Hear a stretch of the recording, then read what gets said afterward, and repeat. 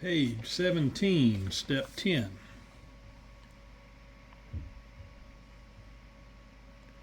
Determine correct case plunger. This is another one that's confusing. You would think that these would be in order for sizes.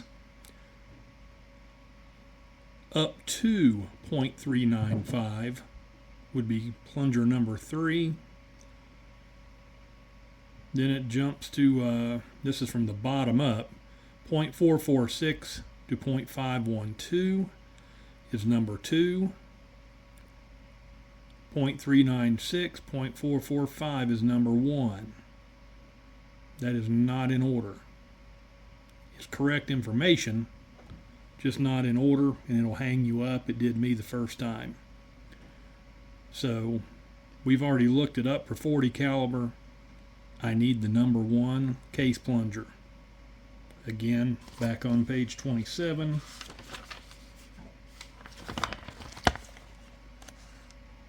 .40 Smith & Wesson, number 1. And I'm going to need the number 1 case reducer. It's already installed, but we're going to walk through the process. 4mm Allen.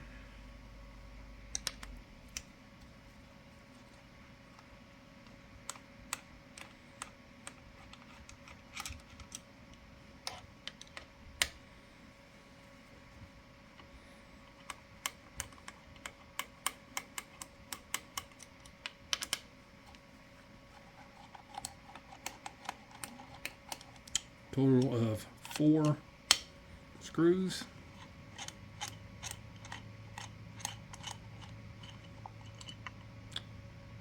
Cover lifts straight up.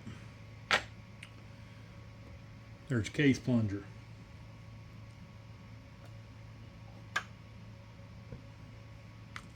Case plunger screws, 3mm.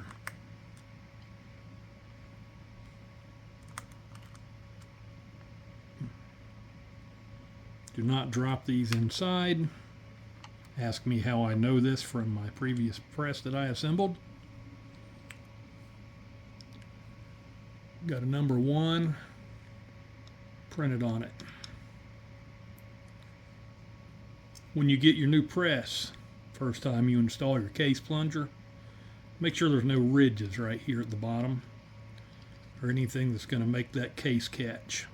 Some of these have a little ridge on them. No big deal. Dremel or a small piece of sandpaper. Okay. Install it.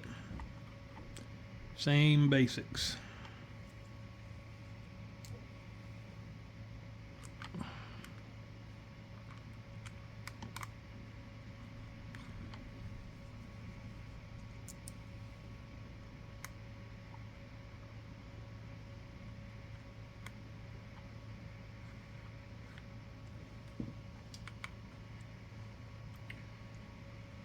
Not a lot of forward or backwards movement on this. Just a small amount. You want to push it forward lightly, and you want to push it all the way to the left.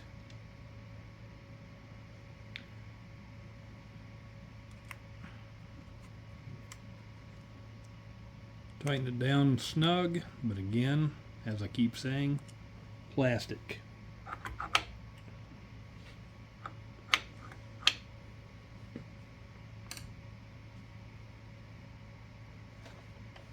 So now we have our correct case plunger installed. Install the case reducer. Step 11, page 18. I'm going to do the same thing. I'm going to go by the case size up to 0.425. I already know that my 40 cal is 0.420. So also is going to go by case length. So you have to be careful on this one. Again, cheat sheet, page 27. There it all is. So I know I need my number 1,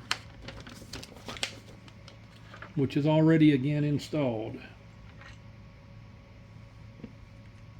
Very easy to do.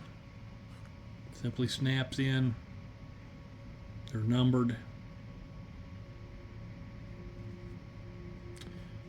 Where is that number? Right on the top, right there. Number 1.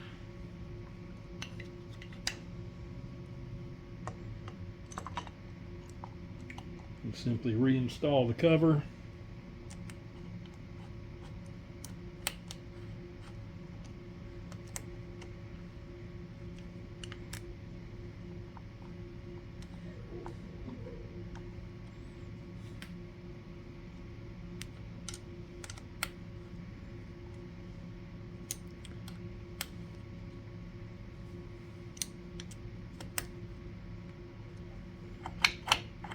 We are good to go.